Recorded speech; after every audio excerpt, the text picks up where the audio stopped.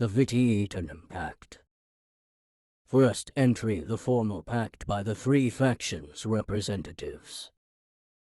On this island of eternal life there have been established three parties of interest: the Marauders, the Syndicate, and the Covenant, that shall thusly be referred to as factions.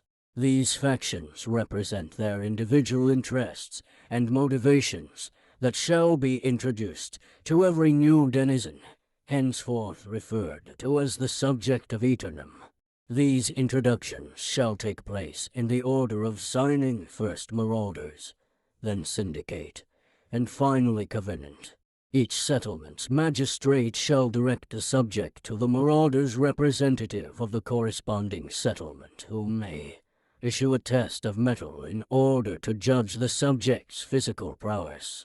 After said test, the Marauder representative must send the subject to the Syndicate representative of the settlement so that they may issue a test of wit in order to judge the subject's cunning in battle. After said test, the Syndicate representative must send the subject to the Covenant representative of the settlement so that they may issue a test of valor in order to judge the subject's gallantry. Once all three tests have been issued, the subject is to return to the magistrate of the settlement and make a formal, immutable decision on which faction they wish to swear their undying allegiance to. Henceforth the subject shall belong to their chosen faction and be available to fight in wars for settlement gubernatorial control, as well as conduct missions for influence within their faction. All members of each faction agree to conduct their fighting away from the settlements of Aeternum, as they are hereby decreed sanctuary. So the pact is decreed, and so it shall be so for so long as there is life on Aeternum. Signed, the Marauders representative Commander Joshi, the Syndicate representative Alchemist Long, the Covenant representative Adjudicator Amano. Second entry: united in blood by Commander Chorhan of Everfall. My fellow Marauders, if you will allow me a moment of extremely brief sentimentality, are among the bravest and most noble fighters on this island. Here in our faction it matters not your creed or origin, but how ferociously you can fight and conquer. The Vitae Aeternum Pact dictates that we issue a test of strength for all newcomers, and once proven worthy, extend the offer of membership to them. It is disappointing to turn them towards the Syndicate, to give undeserved weight to their well-spun fantasies, but it is the price to pay to ensure potential recruits make a well-informed decision. They will then join up with us for life, with no regrets, while all factions must band together to fight the corruption. The Marauders are, without pretense, an uncomplicated bunch united in bloodshed on the battlefield. What more could an adventurer ask for? Commander Chorhan of Everfall. Third entry: united in mind by Alchemist Oliver of Everfall. The Syndicate may have thinkers from all corners of the world in a seemingly incongruent group of intellectuals, but we are united in the use of our mind before our fists or our hearts, often prone to error as they are. The Syndicate is superior in its objectivity and logical outlook on conflicts. We may have internal disagreements, but there is one thing we can agree on: we are better equipped for battle with our sharp, focused minds than the other factions. Still, we must cooperate with the thoughtless Marauders and Covenant against the corrupted in the end, lest we desire mutually assured destruction at the hands of the Red Tide. Alchemist Oliver of Everfall. Fourth entry: united in spirit by Adjudicator Amano of Everfall. Our sacred cause cannot be beaten. The snakes of the Marauders and Syndicate stand no chance against us, but at the same time can be, if wielded properly, vital tools in the fight against corruption. The enemy of my enemy is my friend sometimes, and the same applies to all those fighting corruption.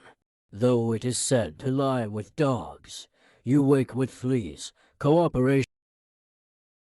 5th entry, Pure Desires by Commander Edwin of the Marauders. Should just crush them all right now. Pact be damned. What use is the pact if no one does anything? If I were leading the Marauders, I'd make certain that things happened.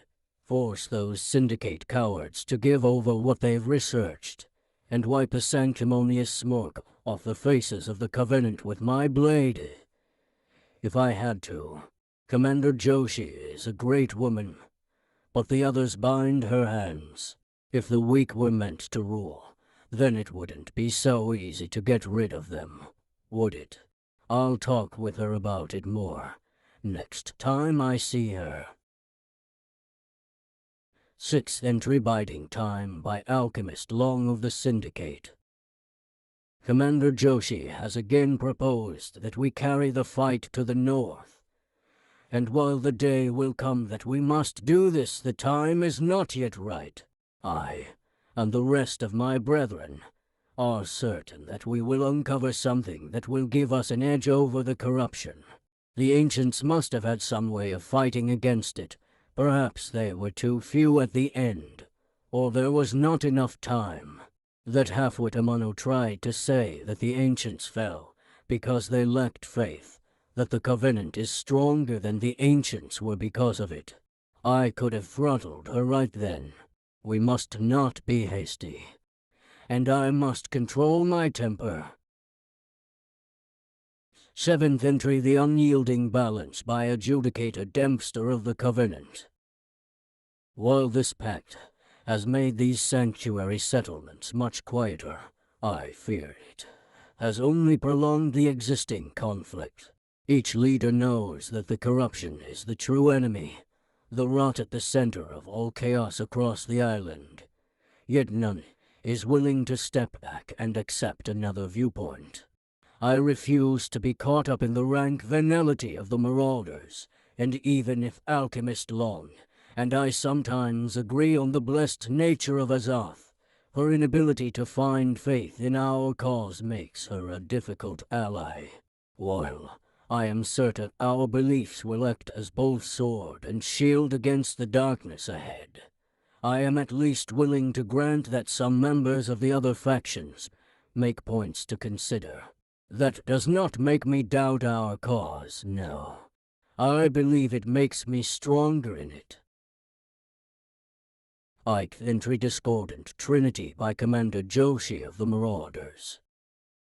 I am aware that not all share my viewpoint, hence the purpose behind the pact.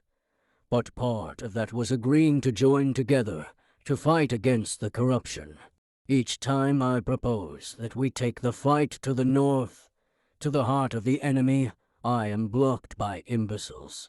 The Syndicate keeps saying that now is not the right time, that we must wait and find more knowledge of the ancients, but doesn't stop us from losing fine people each day to this corruption. And the Covenant are no better, thinking that their beliefs will keep them safe. The only thing needed to keep us safe is a blade, a strong arm, and the will to use it. 9th entry, Hidden Strength by Alchemist Jans of the Syndicate. Progress is being made but slowly.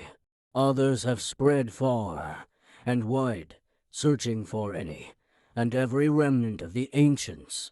Anything that can aid us in the coming battle is immediately sent to a settlement for safekeeping and research, though we often have to fight off bands of marauders or Covenant in the wilds. They see us as easy targets, they see us as weak, but they do not know the knowledge we possess, which gives us an edge. Often, a threat is more useful than an action, so we have reached a stalemate. We may not be willing to throw ourselves at an enemy, but we are more than capable of defending ourselves. 10th entry, Shield of Faith by Adjudicator Dempster of the Covenant. Those heathens, They refuse to understand that our cause is just and right, and with that on our side, we cannot fail. If they would accept that we have been chosen by Aeternum to fight, to restore the glory and divinity of Azoth, we could wipe the corruption away in a matter of weeks. But no, those marauder fools want to charge in with nothing to protect them but their armor and blades. Without faith in our cause, they will fall like a bloody harvest before the might of the corrupted. But still, they do wish to fight. The conniving syndicate thinkers, on the other hand, want only to sit and wait and hide, hoping for Providence to fall into their laps.